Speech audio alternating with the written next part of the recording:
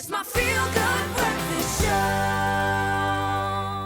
Welcome back. Thank you so much for tuning in for the last few minutes of the show. Let's see if we can squeeze any more DIY enjoyment out of this one. We're talking about lighting, how you can make some simple adjustments, tap into some of those new trends to make sure that your house looks the best it possibly can. And we've got Ploy, Guy and Bernard still joining us here in studio. Guys, thank you so much for joining us. Very exciting times. You really have lit up our lives with these installations, so thank you so much. You have indeed. Now, Guy, I wanted to ask you, when it comes to, choosing your top 3 lighting fixtures for designing a room, what would you choose? Okay, well, the thing I think when you have any room is it's good to have a balance. So what we normally say is you need 3 types of lights. You'd need something functional first. So you want a light that's actually going to be something you can work by or read by, something that's bright and it's good to work by.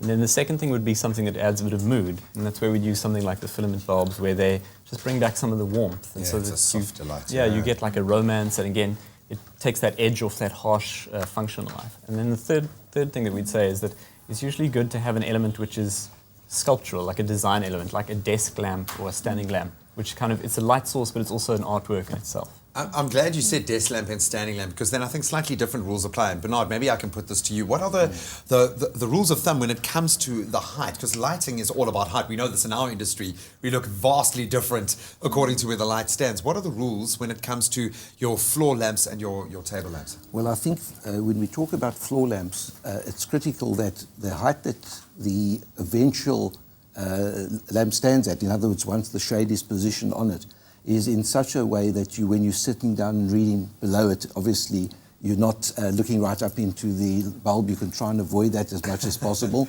Adjustments with angle poise type of lamps, which you can obviously eliminate glare.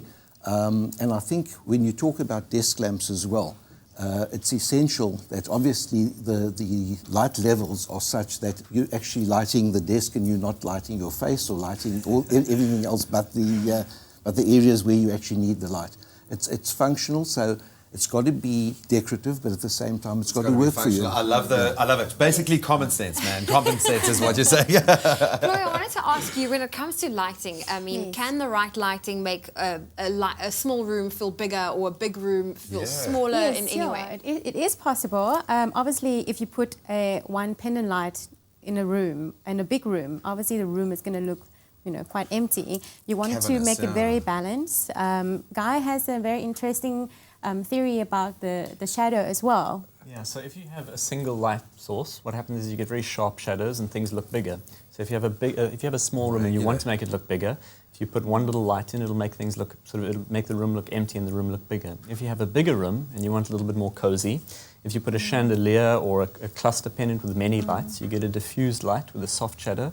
And that generally fills the space better. It gives it the illusion of being more cozy. Also, the colour of the room and the furniture, it all plays together. I think there are light bulb moments going off across the country. People looking at their room now like differently. How does this apply to the kitchen? Obviously, kitchens have become much more than just a place that we simply eat. Maybe, Ploy, you can tackle the kitchen lighting Obviously, you want to scheme. see what you're doing. You definitely want a functional light, like downlighters or something like that. But these days, people like to have an open plan, a kitchen into a living room. You also want to have a mood light, that way you can entertain your guests. It would be nice to have a feature light together with that. So yeah, it would be a combination of functional and aesthetic. So the functional lights would be like these energy efficient downlighters and things like that. And then again, something to bring the warmth back, maybe something with a warm white. I'd like to add something to that as well. In terms of lighting areas, spaces like living rooms, kitchens, I think too often or not, it's just a question of plonking downlighters all over the place. Yeah. It's got to be properly planned. The design and the layout is critical to the overall effect. Personally, I like the idea of lighting the perimeter of the room, where you actually angling the fixture towards the wall so you don't have the glare factor which you'd have from downlighters that are splattered all over, and then you're continuously looking to either switch them off or to dim them. And I think that's very important when you're sitting and you're designing a home. or you're doing alterations, is to have a professional lighting consultant or someone who's able Speak to actually... to the pros, man. Yeah. Bring the Talk to pros. the And guys, thank you so much. I think we you. could probably sit and talk for hours this morning, but thank you for bringing a little light to our lives. Really has been a pleasure. Lots of inspiration out there. Yes, and thank you so much for joining us this morning on Expresso Show. We'll see you again tomorrow. Bye. Never forget, we love you. Too much.